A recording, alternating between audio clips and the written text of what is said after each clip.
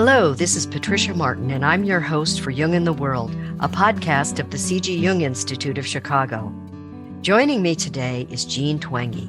She's here to talk about her latest book, Generations, the real differences between Gen Z, Millennials, Gen X, and what they mean for the future.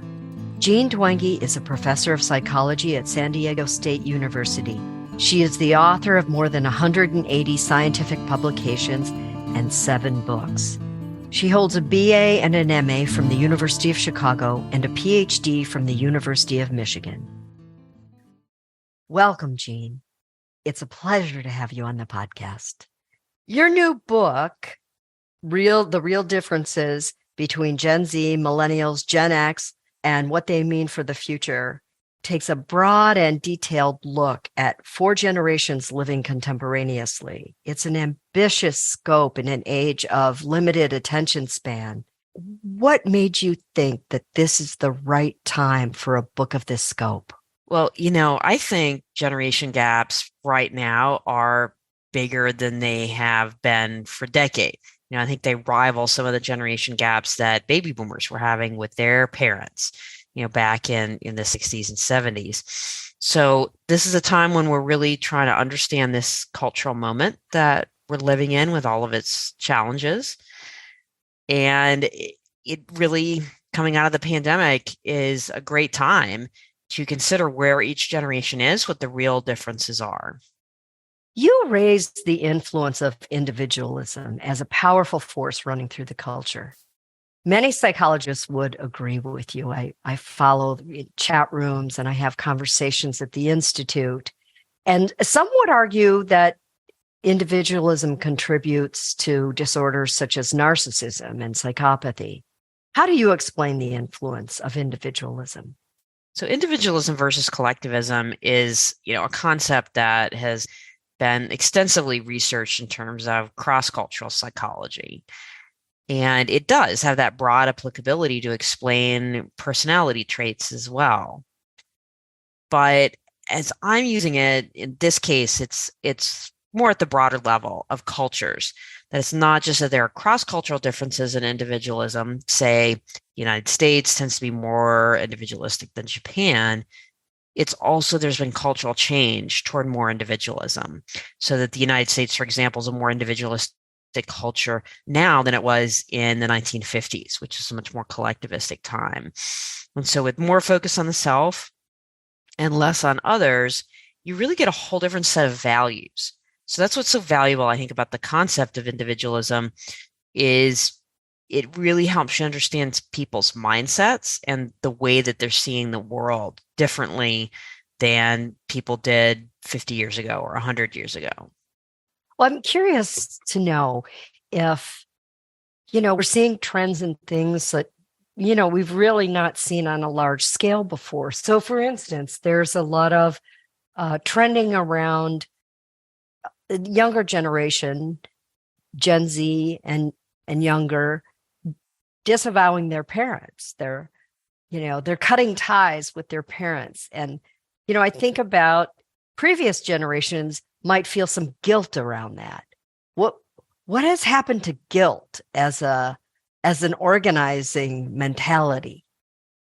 Yeah, it's a great observation. I mean, I think that's one thing that you get less of with an individualistic culture.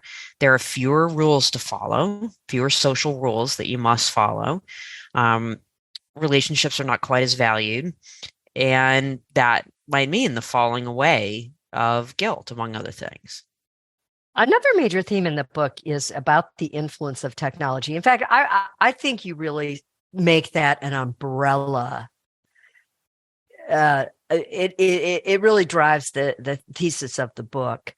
What is essential to know about the influence of technology on the society? Well, the traditional theories of generations focus on major events. So economic recessions and depressions, wars, pandemics, and so on.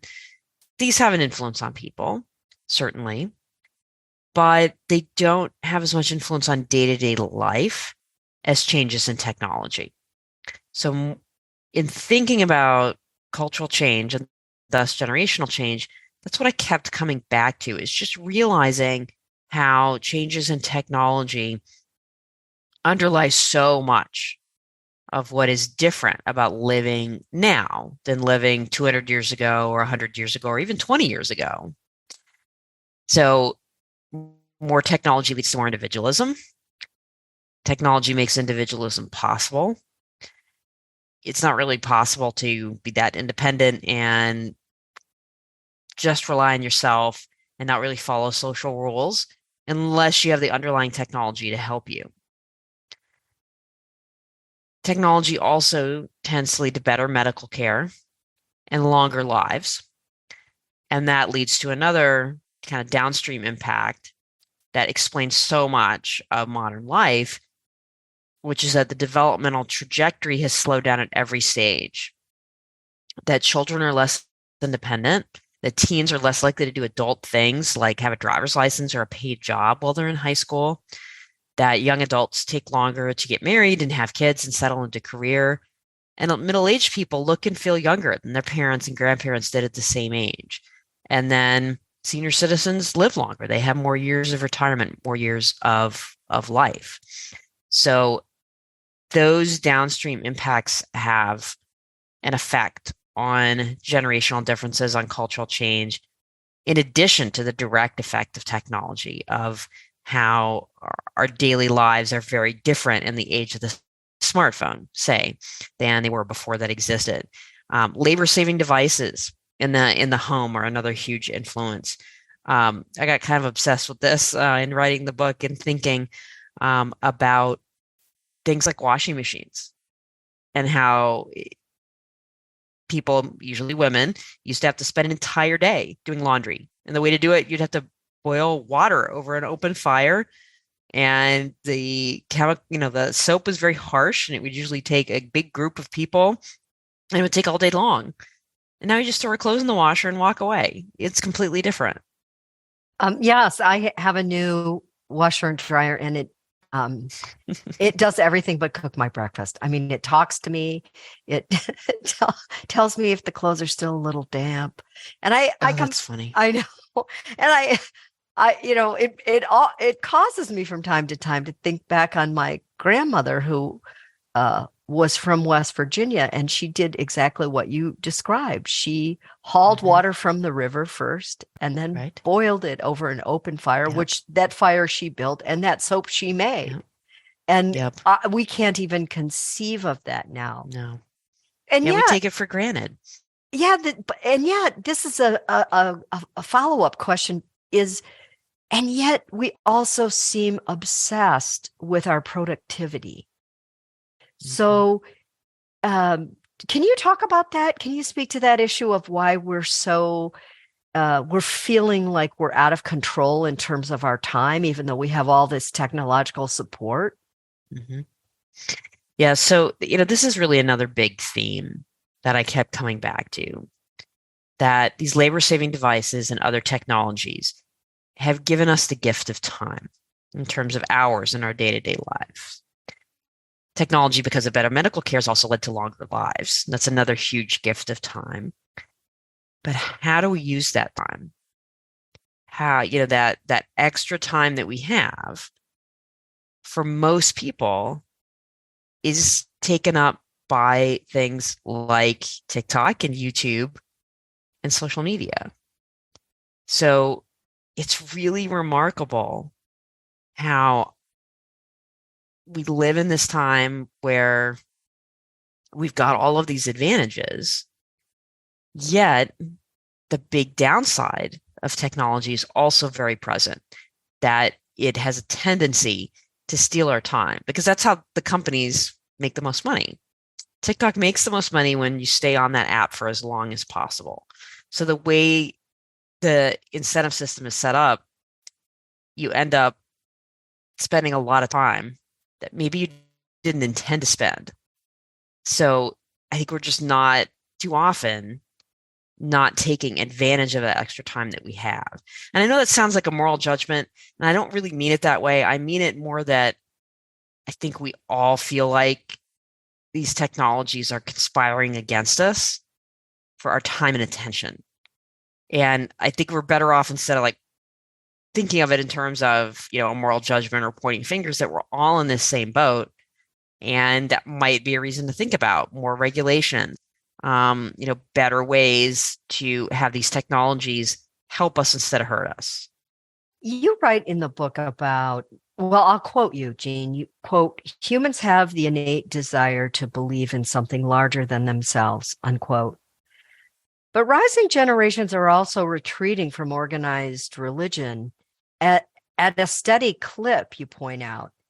Carl Jung believed that religion and belief in a higher power was a profound psychological response to the unknown, both the inner self and the outer world. So I'm curious if, given the uncertainty of our times, I wonder if you'd speculate on how future generations will address those yearnings to believe. Mm-hmm. That's a great question. So, the majority of Americans, even young Americans, are still religious, still affiliate with their religion. But there's been a huge increase in the number who do not, who never go to religious services, who don't affiliate with a religion, who never pray. Just huge, huge changes in a way that it has defied a lot of theories. For a long time, it was, it's just public celebration of religion that has gone down. No, it's also private beliefs now. Millennials will come back to religion once they have children. That didn't happen either. These people are more spiritual instead of being religious. At least from the survey data, it doesn't look like that's true either. Spiritual beliefs or feeling that you're spiritual, stayed about the same. Among college students, it's actually gone down. So something has to replace this. And that's the question: what has replaced religion? And there's a lot of speculation on that. Maybe it's social media and the internet. Maybe it's beliefs about social justice. There's been all kinds of theories on this.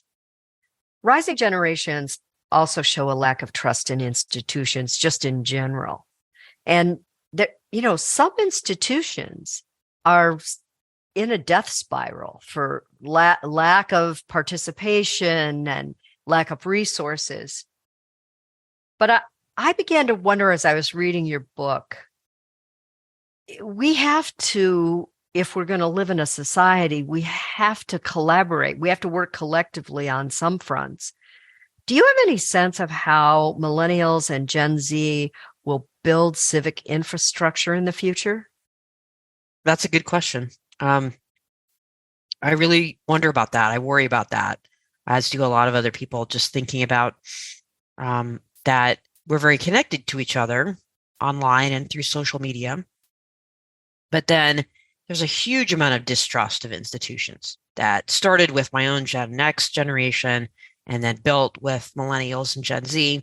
And then it really has come out in polls too. There's a poll that I came across while writing the book that showed that young adults are now much more likely to say that America is an unfair society as opposed to fair, that major changes to American government are necessary.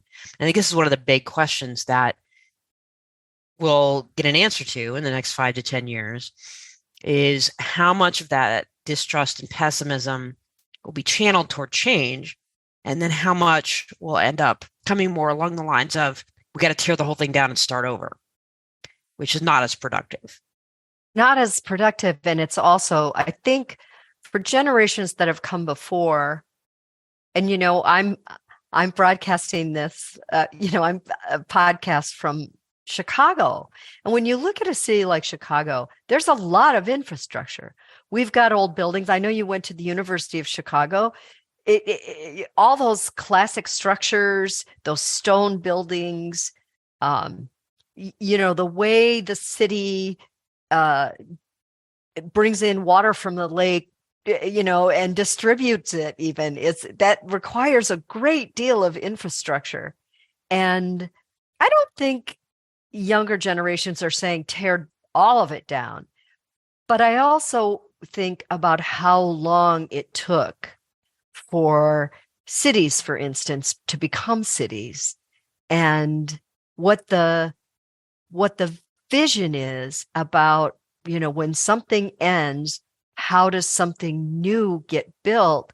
Or can this just be explained by sometimes younger generations have ideas, and as they grow older, they don't really continue to subscribe to those ideas in precisely the same ways? Meaning, how much of this will change in 10 years, Jean? Yeah, I mean that's the big question. I think as Gen Z and millennials grow older, and get more prominence in politics, they will realize, look, we can't absolutely tear everything down and start over. It's not going to work. So how much they will change and how much will stay the same, that's really the question. If they'll have that reckoning with being able to maybe change things from within, as opposed to having this more nihilistic, very pessimistic view that seems to be very common now of this is terrible, everything is terrible, this is the worst time, it's late stage capitalism, and these types of arguments that are very common now online. And so let's just get rid of everything. I think a lot of people are hoping that won't necessarily stick around just because it is so nihilistic, that it can be more around constructive change. That would be arguably more beneficial. Your section on the depressing state of Gen Z is a wake-up call. What is making us so emotionally fragile, Jean? Or are we just more public about it? And so it seems like, we have colossal emotional public pain. Do you think we are genuinely more emotionally fragile, or just more amplified? Well, the data seem to suggest it's not just perception, and it's not just being more public. So just for background, there have been huge increases in anxiety, depression, loneliness, and unhappiness among teens and young adults in particular. There's not as many changes for people over the age of 40 there's some, but not as many. So we're talking here mostly Gen Z, and then it's starting to move up the age scale for millennials as well, with days of poor mental health, depression, and so on going up. And this started with teens, where their depression, for example, started to rise after 2012. So between 2011 and 2019, even before the pandemic, clinical level depression among teens doubled. And at the exact same time, their suicide rate doubled and their rate of self-harm doubled. And so self-harm, that's not self-report. That's CDC data on emergency room admissions for self-harm. So for 10 to 14-year-old girls, emergency room admissions for self-harm quadrupled between 2009 and 2020. So these are huge, huge changes. And because it's showing up in behaviors, not just in symptoms, that makes it pretty clear that it's not just people being more public about things. Even the reports of symptoms are based on screening studies, not people who say are seeking help or getting a diagnosis or anything like that. So it's not overdiagnosing. It's not just perceptions. It's not just being more willing to admit to things. Because the trends and behaviors are virtually identical, we know that these are real problems. So young adults really are struggling with mental health more than they were 10 or 15 years ago. And not to get too personal, but I know you're a mother, and I'm just curious, when you were writing this book, and maybe iGen and the books before, do you talk to your children about what you're studying and what you're learning? I do. They sometimes I bring them with when I give talks, and so they've seen my talk. My oldest is 16. She read the whole Gen Z chapter in this new book, gave me some great feedback about her own generation. And we talk about that. It's particularly around technology use. I mean, that is what most parents of teens are dealing with these days. And our house and family are the same, that just trying to find a balance with these technologies, using them for what they're good for, but then not using them too much is a perpetual challenge. Yeah, I'm curious. What works? Have you had conversations where it's like, oh, well, that went well? Yeah. I mean, look, everybody's struggling with this. I mean, first, just know that you're not alone in this. So the two things that I usually give as advice to parents, because I'll give talks to high school parents on a pretty regular basis. Put off the smartphone for as long as possible. That's advice that, really we need starting in elementary school, because that's when kids get their first smartphone these days, more like 9 or 10. But put that off. Give them a flip phone. Give them a Gab phone, which is a phone that my 13-year-old has. You can only text, call, and take pictures, and that's it. There's no internet access. There's no ability to download social media or anything like that. So that's the first one. And then no devices in the bedroom overnight, not just for teens, but also for adults. That tons and tons of research shows that if you have that phone within arm's reach, you're not going to sleep as well. It's just too tempting to look at it, when you wake up. So what people usually say to me next is, but I have to have my phone in my bedroom overnight because it's my alarm clock. So buy an alarm clock. That's the solution. I'm sure there are going to be people out there in the audience really listening and taking notes on that. Jean, thank you. I also want to go to this idea of public versus private life. That's being revised. And the deep inner work that Carl Jung advocated for was previously considered a private exploration. It was between you and your analyst. Millennials and Gen Z seem to make all aspects of the self more public. Did you see a cost to that in your research? Well, we certainly see those mental health trends, and those trends coincide with the rise of the smartphone and social media. So you could argue that there's a lot of mechanisms where the rise of those technologies could lead to issues around mental health. And one of them is just having that self be so public and judged constantly. That's what social media often is about. How many likes and followers did I get? As opposed to bullying, negative comments, these other types of things that happen just so frequently. And it makes popularity a number. It gives instant feedback in a way that can be validating, but also can be very, very harmful when it's not positive. Yes, and I guess I also wonder about how amplified the persona is, meaning, and it's the most fragile part of the self. So we're out there presenting all the time. And I just wonder if in any of your interviews or in any of the data sets, you began to see if there were any fissures in people's sense of self as a result of being just so public and so presentational. I think those mental health trends are probably the clearest indication that maybe the way that we're living with technology now is not good. Because if it were, then you'd expect people to be happier and less depressed. And instead, we have these record levels of mental health issues. At the end of your book, you offer forecasts about the future of several categories of life and work. And it made me curious about the future of psychotherapy. You didn't particularly draw that one out, but I'm curious to know, because you're on the podcast of the C.D. Jung Institute of Chicago, if you could talk a little bit about how you forecast psychotherapy. Is it a growth category?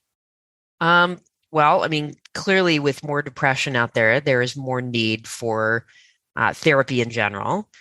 And yeah, I think, overall, clinical psychology and therapy is a growth category for, a reason that isn't great, which is that more people are depressed, but that's where we are. I guess, as I was listening to you answer that, it also made me wonder, well, but, our pain this is a very Jungian point of view. Our pain is a message from the unconscious that is telling us that something's wrong Mm-hmm. and that we're not in alignment with, our sense of our own selves. And I wonder if we look at that collectively, on some level, there's a positive message in that. And that we are getting a wake-up call. Our pain indicators are off the charts. Right. Do you have any thoughts on that? Yeah. Well, sometimes in my talks, I will say something that sounds a little odd at first, which is if these changes in the technology are the underlying cause of this mental health crisis among adolescents and young adults, that might actually be good news because it means we can do something about it. When you think about most causes of depression, genetic predisposition, trauma, abuse, poverty, discrimination, say, those are things that are tough to change. Doesn't mean they can't be changed. Well, the genetics really probably can't. A lot of these other things, though, it's very difficult to move the needle on. But with technology, we have at least some control over how we use our time.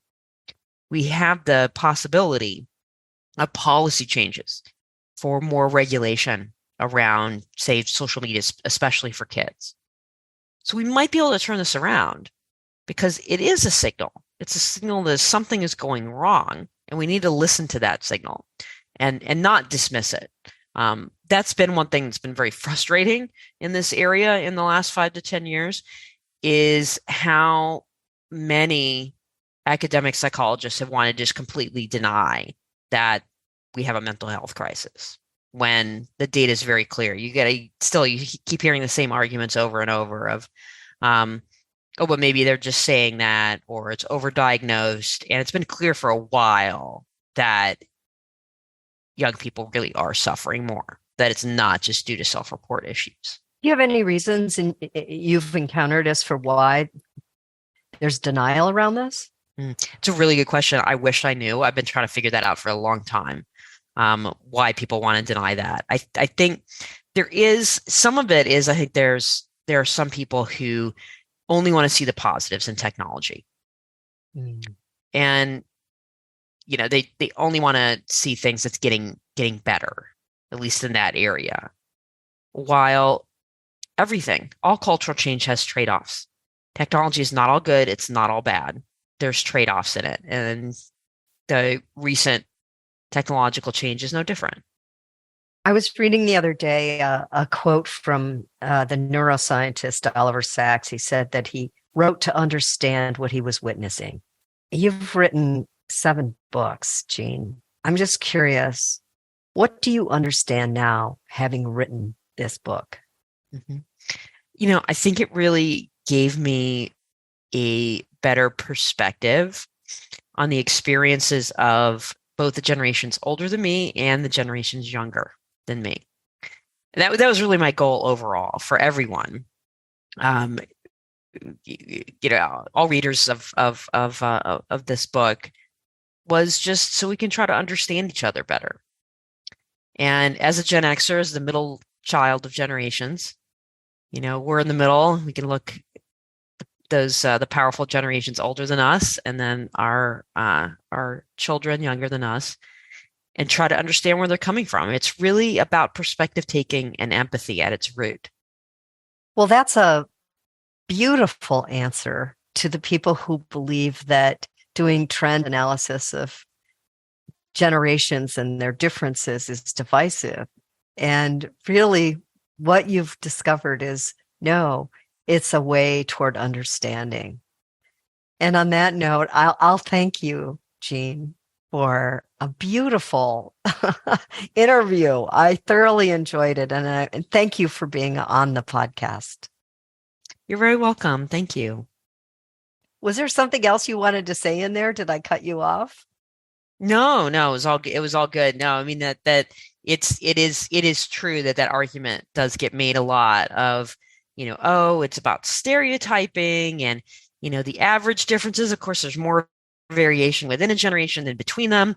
That's all true, but there are differences and you can't deny that. I mean, living now is different than it was 50 years ago. That's just a fact. So people's experiences are different, and better to try to understand that and to try to take their perspective. I agree. And I have young adult children, and I couldn't agree more. So listen, Jean, it's been a delight to have you. I'm not kidding. I was so looking forward to this. I admired your work for a very long time. And thanks. We're not a huge podcast, and the fact you came on the show is we're honored.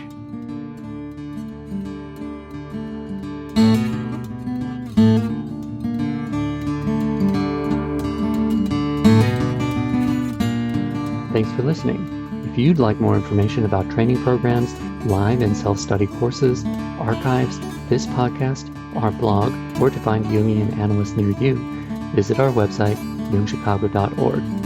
Thanks to our 2022 donors who gave at the contributor level or above: Barbara Anand, Cuny Alcott, Usha and Ashok Bedi, Building Leaders Inc., Judith Cooper, David J. Dalrymple, George J. Didier, Mary Doherty, Ryan Mayer, Forrest Matthews, Judith A. Robert, Diane Sherwood, Lawrence C. Tingley, Deborah Tobin, Don L. Troyer, Robert Ulrich, Gerald A. Weiner, Ellen Young, and Wei Zhang.